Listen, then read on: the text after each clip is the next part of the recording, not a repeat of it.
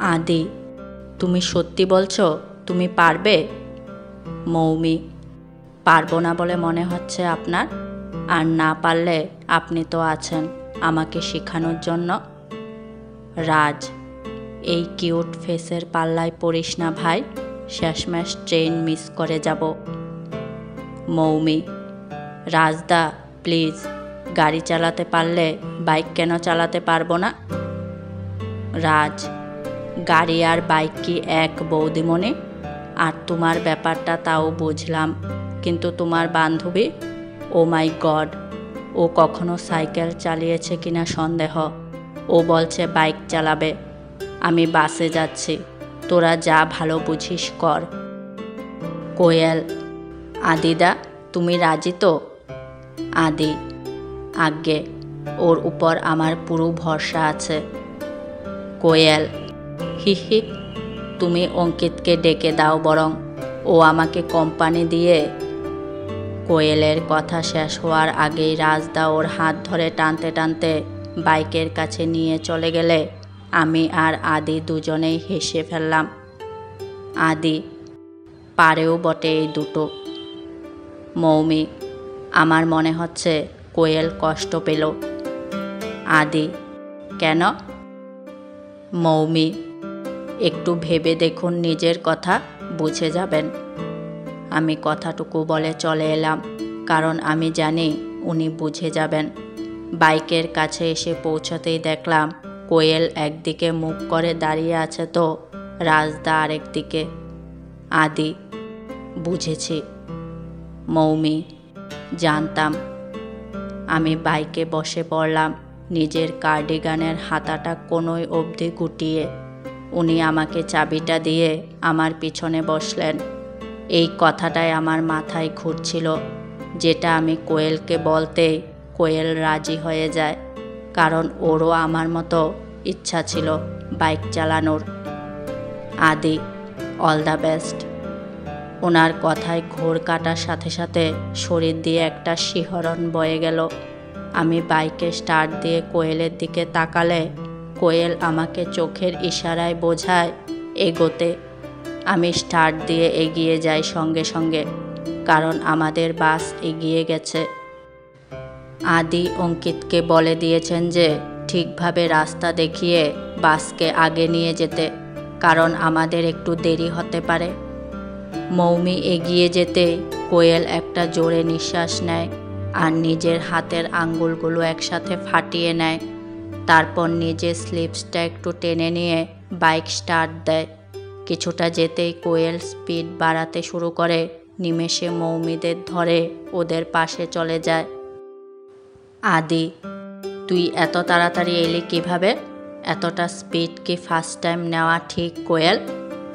আমি এটা শুনে কোয়েলের দিকে তাকাতে ও ইশারা করে এগানোর, অর্থাৎ বাসের আগে যেতে হবে, কারণ প্রথমেই আমরা বুঝেছিলাম ওরা আমাদের ভরসায় বাসকে রাখবে না, আগেই রাখবে।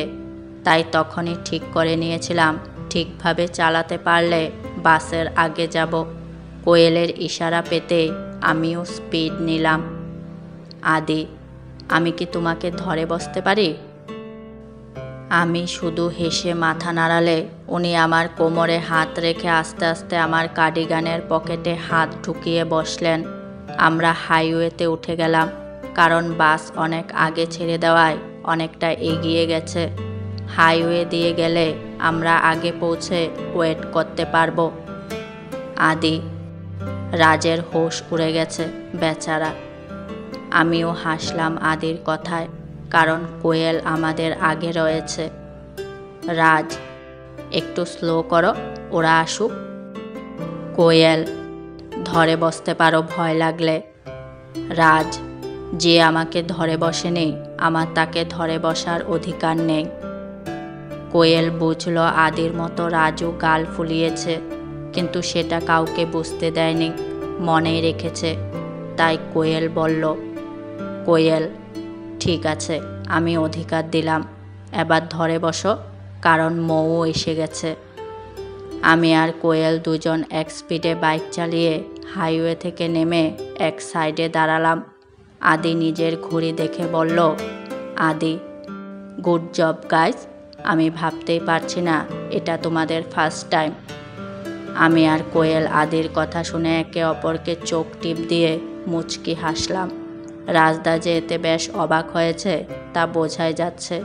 সত্যিই তো, যেই মেয়ে কিনা সাইকেল চালানো জানতো না সে বাইক চালাচ্ছে, তাও যারা বাইক চালাতে জানে তাদেরই মতো, এতে অবাক তো হবেই। আমরা আমাদের বাসকে দেখতে পেলে আদি অঙ্কিতকে কল করে বলে দেয় নিজের সিটে চলে যেতে। এইবার আমরাই আগে যাব, যেমন যাচ্ছিলাম। আমি আর কোয়েল আবার বাইক স্টার্ট দিয়ে আদির বলা রাস্তা দিয়ে চলতে শুরু করলাম, আর অবশেষে পৌঁছালাম হাওড়া স্টেশন। বাইক সাইড করে আদিকে জিজ্ঞেস করলাম, মৌমি, বাইকগুলোর কি হবে? আদি, এখানে আমার মাসির বাড়ি, সো আমার 2 ভাই এসে যাবে আর 5 মিনিটের মধ্যে। ওরা নিয়ে যাবে ওদের বাড়ি। আসছি আমি, কোথাও যাবে না এখন এখান থেকে। আদি চলে গেলে আমি দাঁড়িয়ে থাকি, আর আমার নজর পড়ে জিয়ার উপর। আমি তাকাতেই ও চোখ সরিয়ে অন্যদিকে চলে গেল। জিয়া বেশ তীক্ষ্ণ দৃষ্টিতেই তাকিয়েছিল আমার দিকে, তখনও আর এখনও। তখন বলতে যখন আমি ওনাকে খাওয়াচ্ছিলাম আর বাম লাগিয়ে দিচ্ছিলাম। আমি কিছুতেই মানতে পারছি না জিয়া মন থেকে সরি চেয়েছে। এটা কোনো নতুন ষড়যন্ত্র না তো? রাজ, কোয়েল, আমি বলছিলাম যে, কোয়েল, তুমি আমাকে যখন ফেলে রেখে গেছিলে তখনের কোয়েলের সাথে এখনের কোয়েলের অনেক তফাৎ আছে। তখনের কোয়েল রাজকে ছাড়া কিচ্ছু বুঝতো না, কিন্তু এখনের কোয়েল রাজকে ছাড়াই সব কিছু পারে। তোমার আর আমার মাঝে তোমার দিক থেকে থাকা আমার প্রতি অবিশ্বাসটা হয়তো কোনোদিনও মিটবে না। কোয়েল তাচ্ছিল্য হেসে মৌমির কাছে চলে গেলে রাজের চোখ ছলছল করে ওঠে। রাজ, আমি তখন শুধুমাত্র মজা করছিলাম। আমি ভাবিনি তোমার এতে খারাপ লাগবে। আমি তোমাকে কখনোই অবিশ্বাস করিনি। আমি জানি তুমি অঙ্কিতের বিষয়টা নিয়েই কথা বলছো। তুমি অবিশ্বাসটা দেখলে, তার পিছনে আমার ভালোবাসাটা দেখলে না। বুঝলে না আমি তোমাকে অবিশ্বাস করি না। আমি তোমার পাশে অন্য কাউকে সহ্য করতে পারি না, তাই এমন বিহেভ করি। রাজ নিজের চোখের কোণের জলটা মুছে নেয় আর বাসের কাছে চলে যায়, যেখানে আদি সব একা সামলাচ্ছে।